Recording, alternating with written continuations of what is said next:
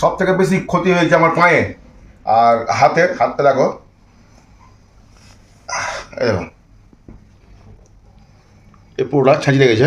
আর সকালবেলাতে বাথরুমে গেছিলাম, তো বাথরুমে আমার এই যে কাঁচটা এটা স্লিপ করে দিয়েছে, সাহানে স্লিপ করে দিয়েছে, সামলাতে পারিনি, মাটিতে পড়ে গেছি।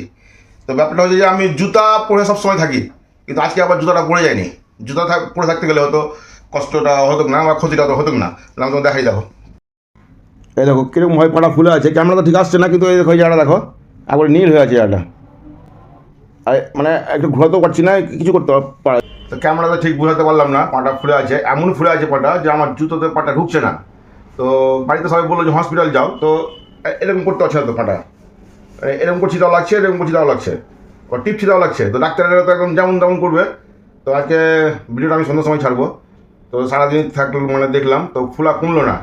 কালকে তখন দেখা যাবে, আমরা হসপিটাল যাই, কে ডাক্তার দেখাই।